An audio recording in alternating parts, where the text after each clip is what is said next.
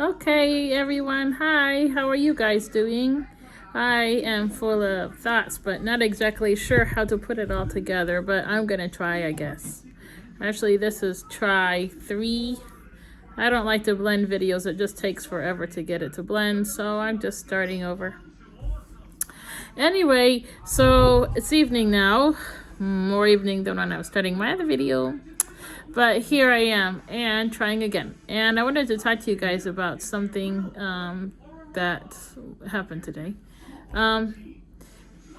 Over the last few months, from time to time, I have seen this man and this little boy begging in front of one of the food stores here that I go to. I don't go there as often, but I do go there. And I have seen them there many times. I try to do a little something for the little boy whenever I go into the store. The boy is around 8. He's between 7 and 9. I think he's 8. Actually, there's no way he's 9. He's definitely 7 or 8. Anyway, and apparently he's not even in school right now. COVID definitely has made that difficult for them. Anyway, and the little boy has been on a waiting list. He was on this list. I guess they have a list for children who do distant learning here. I think that's kind of strange. I thought it was, you either choose in-person teaching, however they organize it, or you do distance learning, and they were giving laptops to people. Maybe that was why, because it's easier. Maybe it's quicker if you already have your own computer, and not so much if you can't afford one or something. Anyway, and so then he got kicked off the list, and some other children were put on the list, and then I guess he's been waiting. So he hasn't been in any sort of learning situation. So all the school year. And so there's that. And so his name is Liam. If you can pray for that little boy, please do pray for him as often as you might think on his name. Over at least the next few days, his name is Liam. And then the father, who is much older, at first I thought he was a grandparent, until then I went to go talk to him today. He's in his early 50s at least. And his name is Mike. And Mike definitely needs prayers too. So as it turns out, Mike has back issues. He is with a girl who's 17 years younger than him, and he has 2 children. What it sounds like is that the little daughter has at least had health issues, has had a major health episode. I didn't ask any more about that, so I don't know what the little girl's name is. Maybe pray for Liam's little sister. Anyway, she's a baby. And at least a little girl, toddler maybe. Anyway, so there's that. And one of the things that I think we should talk about here is how people in churches who are in the position where they interview people, they talk to people, they accept people to come in to talk to them, looking for help.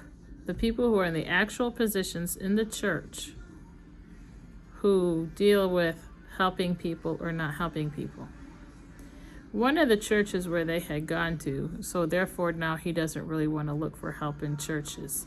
I think there's one church people that are helping them some, or trying to find them help some. But this one that he had gone to, apparently he and the woman were there together, and I don't know, I think the children, they had to have been with them.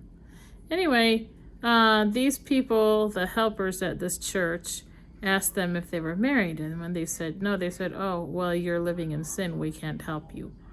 That is wrong. So if any of you out there are in those positions, it's wrong to refuse people help because they're living in sin.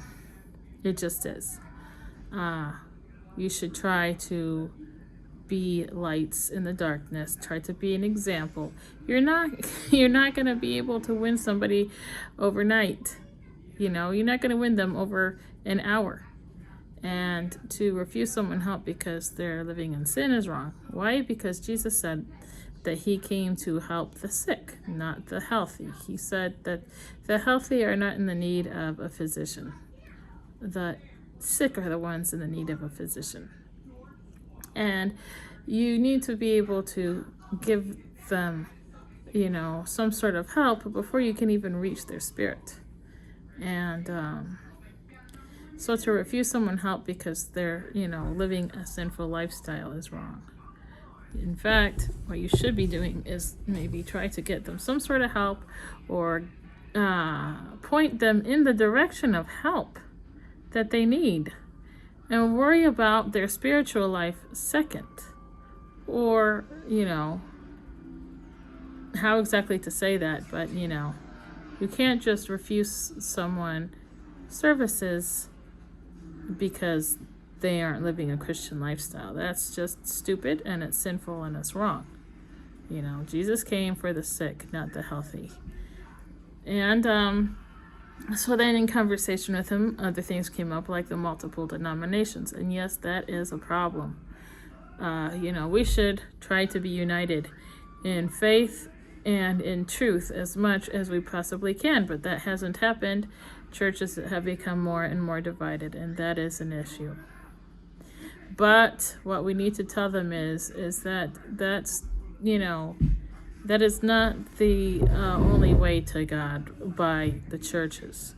There are Bibles. He can read a Bible.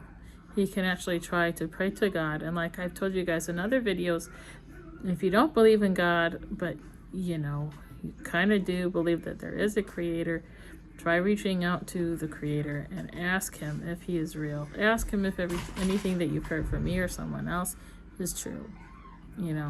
That's, you got to start somewhere, So that's what you can tell them. Another thing is them saying, oh, well, there's multiple gods, and how do you know if the gods aren't out there fighting it out? And, how do you know that there's not just one God? Well, I do know that there's just one God, and Jesus is with him. Technically, I guess you could say two gods, but they're united as one God. You know what I mean?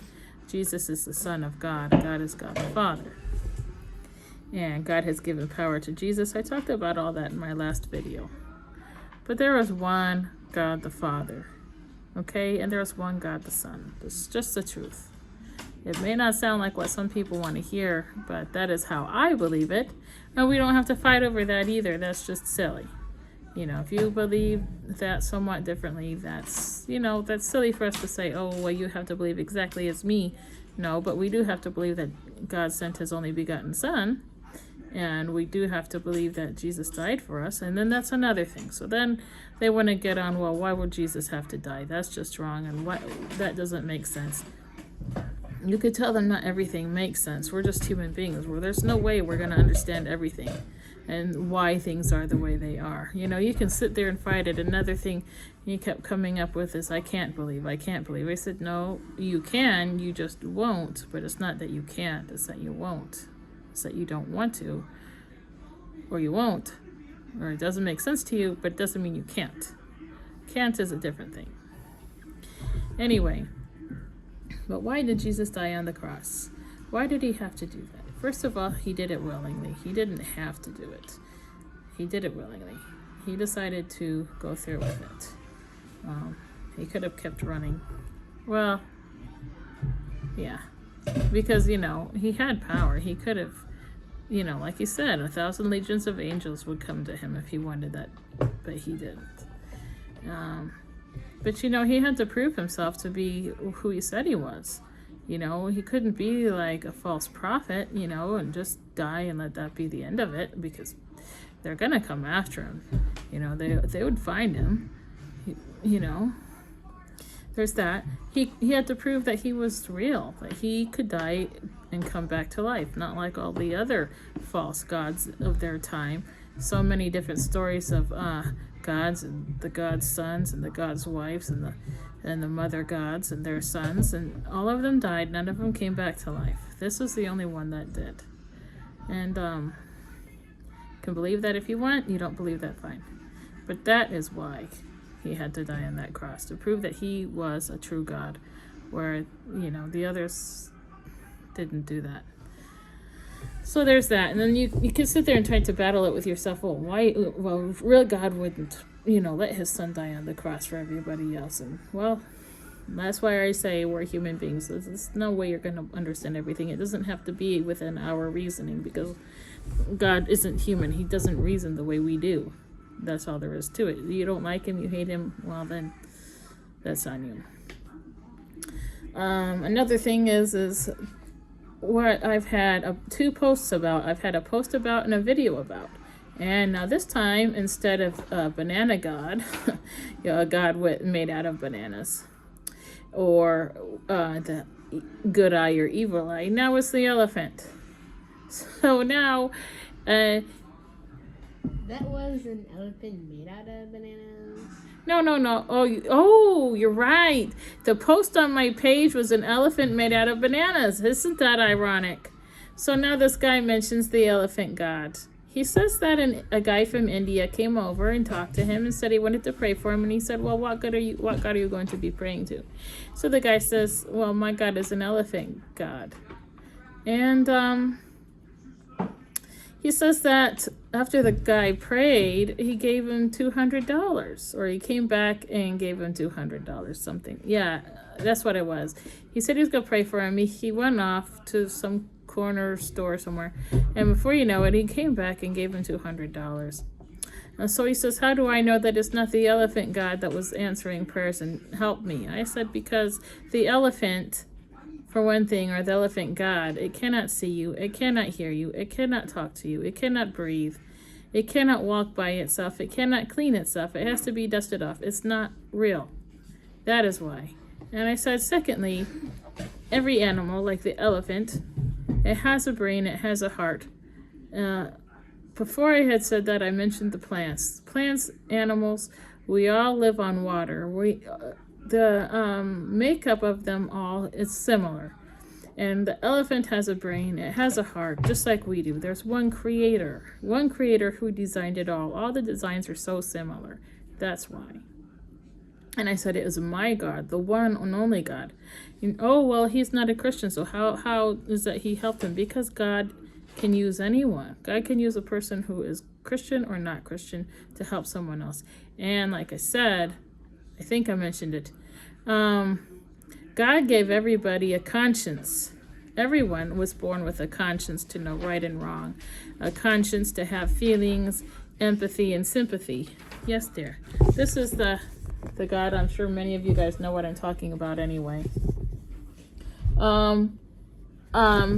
They consider elephants, to be spiritual beings. Anyway, they have noses, they have eyes, they have hearts, they have brains. They're animals, we're animals. So there's one creator, because we're all created so similarly in so many similar ways. Differently, but similar. It's one creator. Anyway, so what was I saying? The conscience. God created the human being to have empathy and sympathy, to have a conscience to know right and wrong, to be able to love and receive love, and to care for others and want to help others. That is one way that God has formed a way for us to be able to receive help and get help from him, because he created us. So the help was already created when he created humans, because it's innate in us to want to help others. That is a way that God helps us. It's in the way we are created. It's in our DNA, to want to help others. And also, God called us to be the light in the world. For those who are believers in him, we are to be lights in the world. We are to be the help that God gives others, because we are lights, we believe in him. So therefore, because of our belief in him, as well as our consciences, our empathy and sympathy that is ingrained in us, that is ways that God helps others through us, and through other human beings, through believers and non-believers. God has created a way for us to receive help. You see, we receive help by God because God created the help, the desire to want to help within us. So there's that. And, the whole, well, there's evil in the world, so there must not be a God. Well, there is an evil, Satan. Oh, I don't believe in Satan. Well, I do. And that's how you can answer that. Well, I do. You can't force somebody to believe, but you can still be strong in your beliefs. You can say, well, I do. And I believe in fallen angels. You can explain that if that comes up, if a subject similar comes up, like aliens or whatever. Anyway, so it's really sad how people get so distraught, so so down and out. All of us do. All of us go through hardship. You can't escape this world without going through hardship. And some of it we bring upon ourselves, and some of it is because of decisions that we have made in the past that they're still affecting our present and our future. No matter what, we're not going to get out of this world without going through hard times. We all know that, but that doesn't mean that there's not a God. Obviously, there's a God just by looking at human DNA, animal DNA, cell makeup of plants, how plants live and grow. There's an obvious creator, and there is an obvious Yeshua, Jesus, who was living in the past. They're obvious. He was written about in the Quran. He was written about in the Bible. He was written about in Roman history, not much, but he was written about in there. The story of the flood, you can find that in Asia. There's historical evidence of certain things, even the big ark, of course. Maybe some people have something against that says that it's not true. I don't know.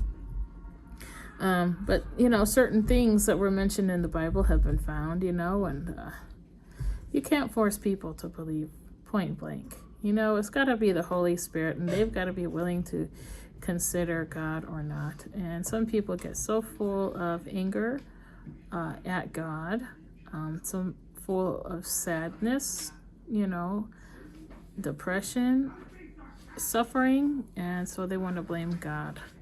But it's a very dangerous place to be, especially if you're in bad health. This man, he has a very bad back, and he's not old. He's in his 50s.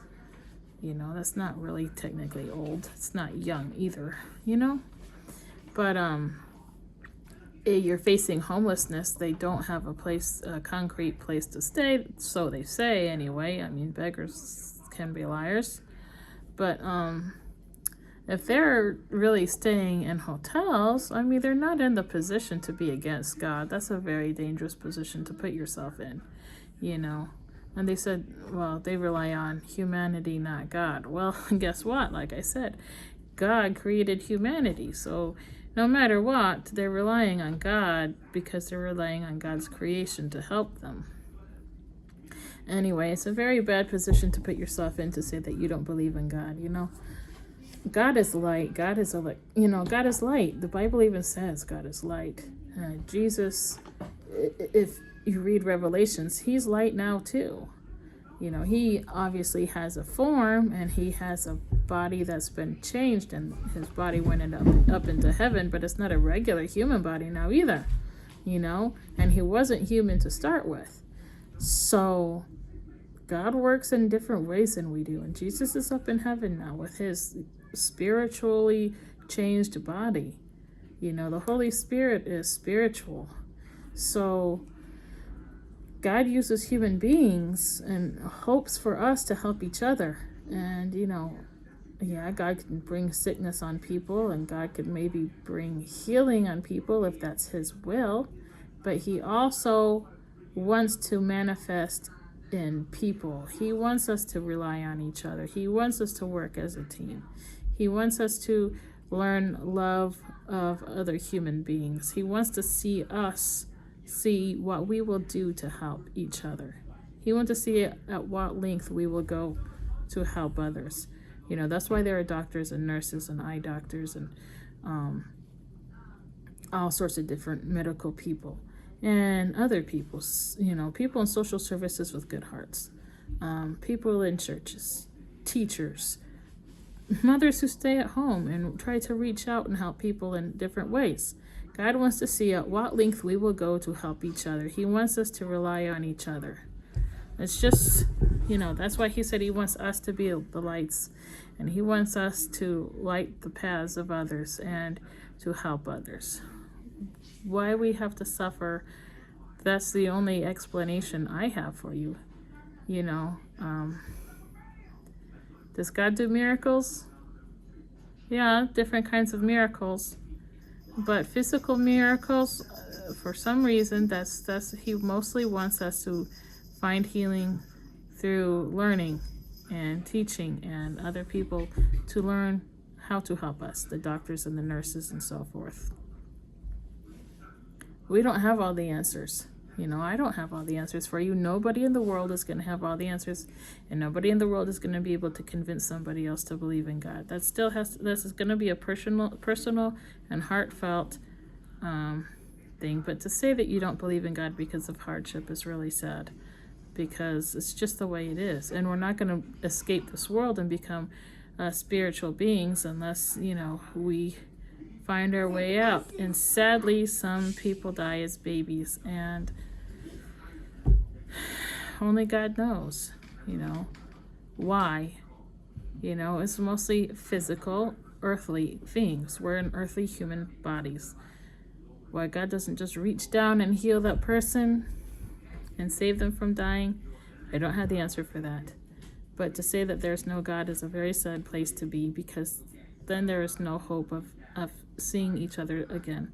Unless, of course, like he says, he believes that we come back. Well, that's his belief. But then that's not exactly a very happy belief, because what if you come back in a very worse situation? You're born into a very bad family. Then what? That's really not hopeful. It's somewhat hopeful, maybe, to have that belief, but not a very good, not fully hopeful, because like I said, you can be born into a really bad position or situation. Then what? Anyway, so there's that. But there is a God, and he does have a son. His name is Jesus, and he is God too. He is God the Son, and there is a Holy Spirit, and that's what I believe. And we just have to be like, well, I do believe it, and that's that. You can't waver in your faith because somebody else doesn't believe. You just still have to be strong for them. And so I ask you guys to pray for Mike and to pray for Liam, and ask God to give you strength and courage and knowledge in these days to be a light, because there may not be as many lights as there are those who are not lights, but a little light can go a long way. And so we need to be lights. Don't be afraid to speak up and talk about God. Like I said, don't be afraid to talk about God to people. Be courageous and step out there and do it. And so that's the end of my video, you guys. Thank you for being here. Please keep Mike and Liam in your prayers. Please pray for them. And that's all. And I'll see you guys next time. Thank you. Bye-bye.